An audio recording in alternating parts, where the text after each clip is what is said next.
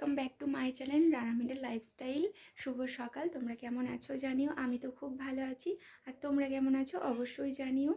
তো আজকে সকাল বাজে এখন 8টা। এখন থেকে আমি আমার ব্লগটা স্টার্ট করলাম, আর আশা করছি ভালো লাগবে। ভিডিওটা কন্টিনিউ করতে থেকো, অবশ্যই সাথে থেকো, পাশে থেকো।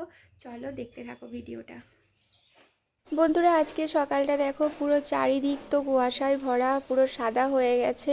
তোমাদের কোথায় কোথায় এরকম কুয়াশা এসছে জানিও।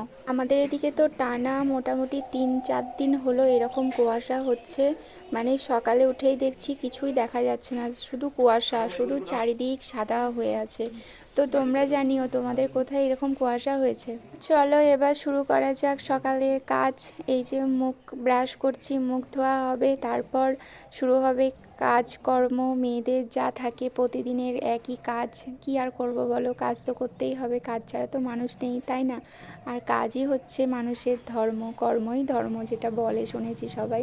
এই যে মেয়েদের সত্যি রোজ একই কাজ, কি ভালো লাগে বলো। আর জানো তো বিছানার পুরো বেড কভার, বালিশের কভার সব পরিষ্কার করতে হবে, ধুতে হবে, কেননা অনেক নোংরা হয়েছে।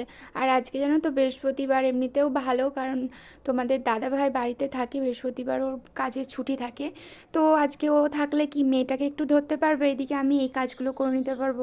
তারপর বৃহস্পতিবার বাড়িতে লক্ষ্মী পুজো থাকে, রান্না, বাড়ির কাজ, অনেক কিছু চাপ থাকে।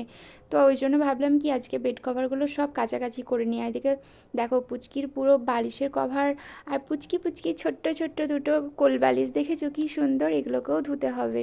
তো চলো বন্ধুরা, ভিডিওটা দেখতে থাকো।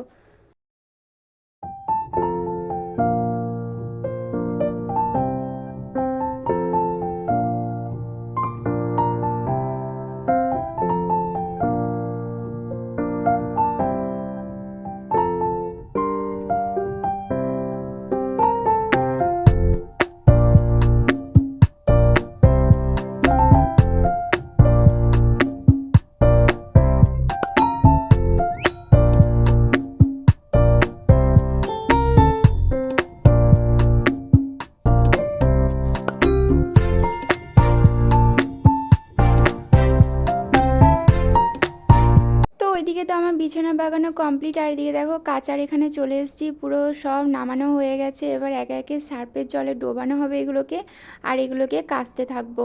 আগে ডুবিয়ে দিই, বুঝলে তো, তাহলে কি ময়লাটা একটু হলেও পরিষ্কার হয়ে উঠে যাবে। কেননা কিছুক্ষণ ডোবানো থাকলে না ময়লাটা সত্যি খুব তাড়াতাড়ি উঠে যায়, তোমার নিজের কাচতে তখন একটু সুবিধা হয়, আর ওটা খুব ভালো হয়। বন্ধুরা দেখো, আমার কাছাকাছি সব হয়ে গেছে, পুরো মিলে দিয়েছি। আর আজকের আকাশের অবস্থা তো খুবই খারাপ। যে মেয়ে আমার উঠে পড়েছে, দেখো ওর কাণ্ডটা দেখো, বসে বসে কি সুন্দর ও কার্টুন দেখছে, দেখেছো তো? বাবা, মানে ওর সামনে দাঁড়ানো যাবে না, যদি একটু আড়াল করে ওকে দাঁড়ানো হয় ও পুরো এদিক ওদিক করবে, মানে দেখতে পাবে না আর চিৎকার করতে থাকবে। ও সারাক্ষণ এই যে এই কার্টুনের যে এত ভক্ত, মানে সত্যি এখনকার বাচ্চারা, মানে ফোন দিয়ে দিলে, কার্টুন দিয়ে দিলে ওরা সত্যি আর খাওয়া দাওয়া সব ভুলে যায়, ওদের আর কিচ্ছু চায় না, এরকম একটা ব্যাপার। তো এখন তো মোটামুটি 10টা বাজে, আর বললাম না আকাশের অবস্থা খুব খারাপ, তার জন্য বসে বসে কার্টুন দেখছে ও। বন্ধুরা এইদিকে দেখো, আমাদের পুরো বেসিনটা খারাপ হয়ে গেছে, বেসিনের হালাত পুরো খারাপ। আর এইদিকে এই যে সব মিস্ত্রিরা লেগেছে, এইদিকে বাবা লেগেছে, এইদিকে তোমাদের দাদা ভাই লেগেছে, আর ওই সাইডে ওই যে মা ওখানে পরিষ্কার করছে। হ্যাঁ, মিস্ত্রিরা দেখা যাক কতদূর কী করতে পারে কাজটা।